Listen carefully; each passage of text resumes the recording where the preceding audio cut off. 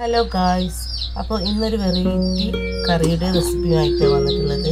അപ്പോൾ എല്ലാവർക്കും അറിയാം. അപ്പോൾ ഇതാ അടിപൊളി മാങ്ങ ചെള്ളി കറി. അപ്പോൾ അതിനായിട്ട് ഞാനിവിടെ 2 മാങ്ങ ഇവിടെ ചെറുതായിട്ടൊന്ന് കട്ട് ചെയ്തെടുത്തിട്ടുണ്ട് കേട്ടോ.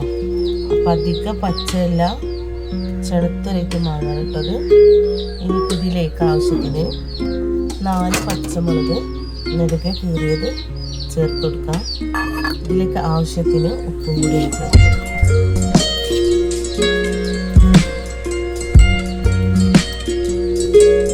കൊടുക്കാം. 1 സ്പൂണ് മുളക് പൊടി കൂടി ഒന്ന് ചേർത്ത് കൊടുക്കാം. എന്നിട്ട് ഇതിലേക്ക് ആവശ്യത്തിന് വെള്ളം കൂടി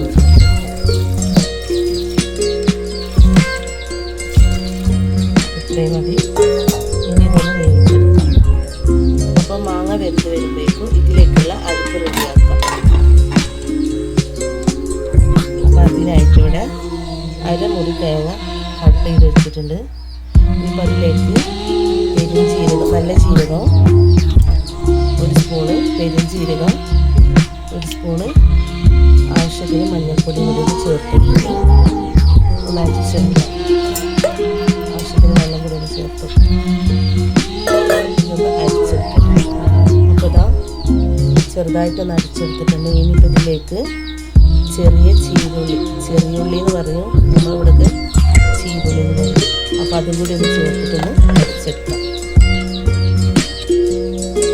ഇനി ഇതിലോട്ട് ഒരല്പം തൈരും കൂടി ഒന്ന് ചേർത്തിട്ട് അരിച്ചെടുക്കാം.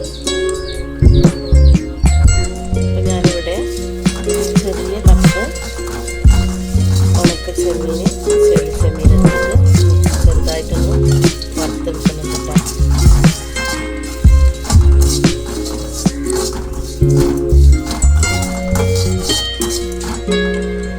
അപ്പോൾ മാങ്ങ നന്നായിട്ട് വെന്തിട്ടുണ്ട് കേട്ടോ. ഇനി ഇതിലേക്ക് നേരത്തെ വറുത്ത് മാറ്റി വെച്ച ഉണക്ക ചെമ്മീൻ കൂടി ഒന്ന് ചേർത്ത് കൊടുക്കാം.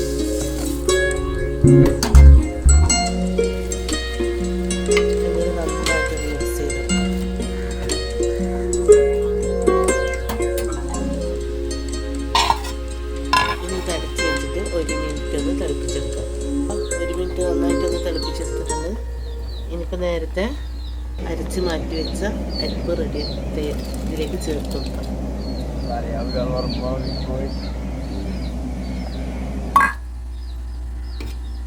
ഇനി ഇത് നന്നായിട്ടൊന്ന് മിക്സ് ചെയ്ത് വെക്കാം.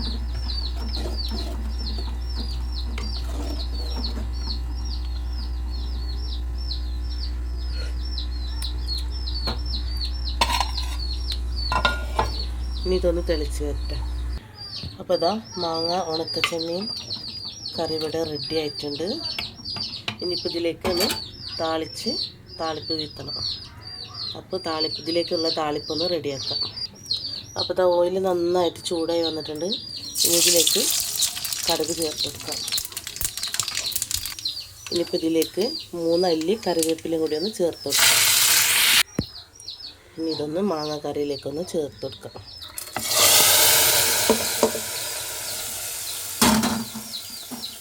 അപ്പോൾ ഇതാ നമ്മുടെ അടിപൊളി മാങ്ങ ഉണക്ക ചെമ്മീൻ കറി കേട്ടോ.